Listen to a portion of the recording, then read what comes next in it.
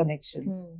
Connection is which you are face to face with each other, and that gives you so much more than being on the phone. You know, and nowadays, because of mobiles, because of lack of letters, now it seems that some of the telegraph is now closed. It is redundant. It is closed. It's closed. And once upon a time, we were waiting for a letter. We were waiting for a person to come. And I think that is lacking. And in this film, Bulgaji is trying to stress on that. That when the daughter comes to her house, she is well settled. The mother is well settled. She doesn't need any kind of old man's home to live. She is happy herself. She has got her own world, and then she attracts her daughter into that world, and then daughter realizes, you know, then she's sorted after after she experiences for nearly 2 months. I mean, she has come for just for 2 days to take the mother and put her in an old age the old age home, and she stays there for 2 months, and she doesn't know that 2 months and I'm happy, you know. So I think that is a message to the new generation, that please don't lose the contact, lose the connection. And nice. I think this film does that. Lovely. Kutumbarao గారు, ఇప్పుడు అందరూ ఒక picture చేయాలి అని అనుకుంటే young artist తోటి పెట్టి చేస్తారు. ఇది టైటిల్ ఏమో ఒక మంచి ప్రేమ కథ అని పెట్టారు. ఈ ఒక మంచి ప్రేమ కథ అని పెట్టేసి ఏదో ఒక 50 years కూతురు, ఆవిడికి ఒక తల్లి, ఇలాంటి ఒక సబ్జెక్ట్ మీరు చేయాలని ఎందుకు అనుకున్నారు? ఏం లేదు, ఆ కథే అసలు ఆ కథ పేరే ముదిమిసిమి. అంటే ముసలితనంలో ఉన్నటువంటి ఒక వెలుగు అనమాట. అంటే మనం చాలాసార్లు ఏమనుకుంటామంటే యువతి యువకుల మధ్య ప్రేమ అనుకుంటాం. ప్రేమ అనేది అన్ని వయసుల వాళ్ళకే ఉంటుంది. ముసలి వాళ్ళకి ఉంటుంది, కూతుళ్ళ మీద ఉంటుంది, కొడుకుల మీద ఉంటుంది, వాళ్ళకి తల్లి మీద ఉండొచ్చు, తండ్రి మీద ఉండొచ్చు, చిన్న పిల్లలకి స్నేహాలు ఉండొచ్చు, ఎన్నో రకాల ప్రేమలు ఉన్నాయి. ఒక మంచి ప్రేమ కథ అన్నప్పుడు కేవలం యువతి యువకులనే తీర్చి చూపించక్కర్లేదు. ఎందుకంటే మనకి సినిమా పుట్టినప్పటి నుంచి ఇప్పటి వరకు కొన్ని వేల సినిమాలు కేవలం యువతి యువకుల మధ్య వాళ్ళు ప్రేమించుకోవటం, మధ్యలో అపార్థాలు రావటం, ఎవళ్ళు అడ్డం పట్టడం, చివరికి వాళ్ళు విజయం పొందటం లేదా విఫలం అవ్వటం, అంతే. అంతవరకే ప్రేమ అంటే. తర్వాత పెళ్ళి అయిందా, పెళ్ళి అయిన తర్వాత ఏమైంది అనేది కూడా ఉండదు, పెళ్ళి అయిన తర్వాత ఆ ప్రేమ ఏమైంది అనేది కూడా ఉండదు. అంటే అది నిజమైన ప్రేమ కాదు. ఆ సినిమాలు చూస్తున్నటువంటి ప్రేమ నిజమైనది కాదు. ఎక్కడో ఉండొచ్చు మంచి, అసలు లేవని కాదు, చాలా ఎక్కువ 90% ప్రేమ కథలు అని చెప్పి వస్తున్నాయి, ప్రేమ కథలు కాదు. మనం ఒక మంచి ప్రేమ కథ తీయాలి అంటే నిజమైన మంచి ప్రేమ కథ, నిజమైన మంచి ప్రేమ ఎక్కడ ఉంది? తల్లి పిల్లల మధ్య ఉంటుంది. అలాగే నిజమైన ప్రేమ కూడా ఉండొచ్చు, ఉండకూడదని కాదు. యువతి యువకుల మధ్య ఉండాలని ఏమి లేదు. ఇప్పుడు ఉదాహరణకి మా తోడు సినిమాలో 50-60 ఏళ్ళ మధ్య కూడా ఉంది ప్రేమ.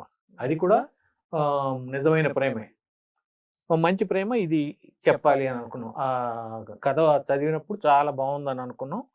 ఇద్దరం కూడా బాగుంది అనుకుంటాం చాలాసార్లు. ఆవిడేమో రాసేసి వదిలిపెట్టేస్తాం, ఇంకా కథ మీద పెద్ద ప్రేమ ఉండదు ఆవిడకి. నాకేమో ఆ కథని ఏదైనా చేస్తే బాగుండు, ఏమైనా చేస్తే బాగుండదు. అట్లా ఆవిడ కథలు చాలా నేను టెలిఫిలిమ్స్గా చేశాను, 7-8 కథలు కనీసం చేశా. ఇది కూడా చేద్దామని ఉంది, కానీ ఎప్పటికీ నేను ఇంకా ఇదైపోయి ఉన్నాను, లాభం లేదు, ఇంకేం చేస్తాను. అసలు సినిమా సంగతి ఎత్తమాక, హాయిగా ఉండు, ఎందుకు ఆ సినిమా సంగతి ఎత్తా అంటుంది ఆవిడ.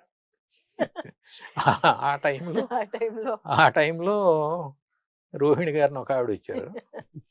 వచ్చి ఎందుకు తీయరు మీరు, ఎందుకు తీయరు, ఎందుకు తీయరు అంటే ఏమి మాకు ఇది ఉండాలి కదండి అంటే, ఎందుకు తీయొచ్చు కదా, మొన్నటిదాకా తీశారు కదా, తీయొచ్చు కదా, సరే తీద్దాం ఎవరన్నా చూద్దాం అది ఇది అని అన్నాం. ఒకళ్ళు ఇద్దరు ట్రై చేసాం కానీ వాళ్ళు పాజిటివ్గా లేరు.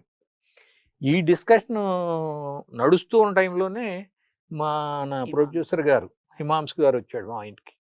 వచ్చి ఏంటి ఏమైంది మీది, ఏదో ట్రైల్ వేసినట్టున్నారు అన్నాడు. అది వర్కౌట్ అవ్వలేదు అన్న. ఏంటి కథ చెప్పండి అన్నాడు. కథ చెప్పగానే అసలు ఇంకొక ఆలోచన లేదు. కథ చెప్పగానే ఈ తీయండి ఇది మనం మనం చేద్దాం, ఎవరో తీయటం ఏంటి, నేను తెస్తాను అన్నాడు.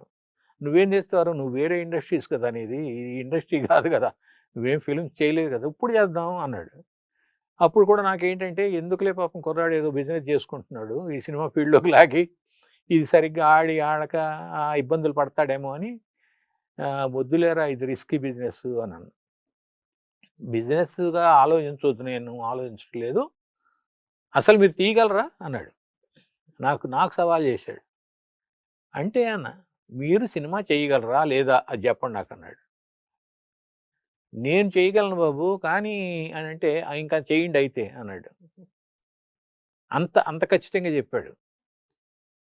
నేను అప్పటికి ఇంకొక చిన్న ఇదేం చెప్పానంటే, ఇది కొంత రిస్కీ వ్యవహారం, సినిమా అనేది ఎప్పుడు కూడా 90% రిస్క్ ఉంది, సరే మీరు చేయకపోతే నేను వేరే వాళ్ళతో చేయించుకుంటాలే అన్నాడు.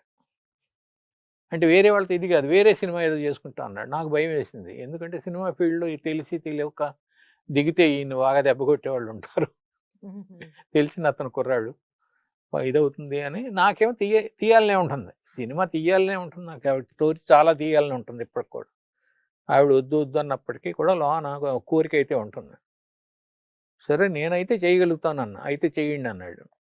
అప్పుడు కూడా నేనేమన్నానంటే, అంతకుముందు వేరే సినిమాలు చేసినప్పుడు నేను 7-8 మందిని కలపటం, నా ఫస్ట్ ఫిలింకి 39 మంది ప్రొడ్యూసర్స్, అట్లా వీళ్ళని కలపటం అట్లా చేద్దామని, ఇంకో 10 మంది కలిసి చేద్దరు కానీ మీరు అన్నా. నో నేను ఒక్కడే చేస్తా, వేరే వాళ్ళని కలపొద్దు, వేరే వాళ్ళతో వద్దు తలకాయ నొప్పి, నేనే చేస్తా, నీకేం కావాలో చెప్పు, అకౌంట్ నెంబర్ చెప్పు, నేను డబ్బులు పంపిస్తాను అన్నాడు. ఊరు దుంపదే ఇంత స్పీడ్గా ఉన్నాడని. సరే చూద్దాంలే ఉండు అంటే, సినిమా తీద్దాం అనుకుంటే వెంటనే స్టార్ట్ చేయలేం కదా, ఆర్టిస్టులు కావాలి, టెక్నీషియన్స్ కావాలి, వాళ్ళ డేట్లు కావాలి, అవన్నీ మేము ఏర్పాటు చేసుకుని తర్వాత చెప్తాం నీకు అని చెప్పంటే అడుగుతున్నాడు మధ్యలో, ఏమైంది వాళ్ళ దగ్గరికి వెళ్ళారా దాని టికెట్ బుక్ చేయనా, ఇట్లా మాట్లాడుతున్నాడు. చాలా హుషారుగా ఉన్నాడు, చాలా సిన్సియర్గా ఉన్నాడు. ఇప్పుడు ఇది సినిమా కంప్లీట్ అయ్యే వరకు కూడా అతను పాపం అది మెయింటైన్ చేశాడు. తర్వాత ఈ మధ్యలో అతను చిన్న క్యారెక్టర్ ఒకటి ఉంది కదా, శంకర్ క్యారెక్టర్, అది దానికోసం నేను ఎతుకుతూ, అరే బాబు నువ్వు చేయొచ్చుగా ఈ క్యారెక్టర్ అన్నా. నేను ఎందుకులే, నాకు బిజీగా ఉంటుంది, నేను వద్దులే అన్నాడు. కానీ నాకేంటంటే అతను చేయగలుగుతాడు, చిన్న క్యారెక్టర్ చేశాడు నాకు ఒక బాలాల సినిమాలో, బాగా చేశాడు, చేయగలుగుతావు నువ్వు, నేను చూసుకుంటా కదా, నువ్వు ఎస్ అని చాలు, కొన్ని రోజులు నాకు కావాలి అని అంటే చివరికి ఒప్పుకున్నాడు. అయితే అతనికి ఆ క్యారెక్టర్ చేద్దామని సినిమా చేయలే, సినిమా స్టోరీ మీద చాలా ఇంట్రెస్ట్ ఉండి చాలా ఇష్టపడి చేశాడు అనమాట. అది చివరిదాకా ఉంది. మరి మనమేమో ఇక వెంటనే నేను మీకు చెప్పా, మనకు ప్రొడ్యూసర్ దొరికాడండి అని. So we are here ma'am. ఈ పిక్చర్ చూస్తూ ఉంటేనేమో ఇదేదో ఒక ముసలి వాళ్ళ కోసం తీసిన పిక్చర్ అల్లే అనిపిస్తుంది అని బయట నేను ఐ కెన్ గ్యాదర్ అనమాట. అంటే చూడని వాళ్ళు అట్లా అనుకుంటున్నట్టు నాకు అనిపిస్తుంది అనమాట. ఇది మన కోసం కాదు, ఇది పెద్ద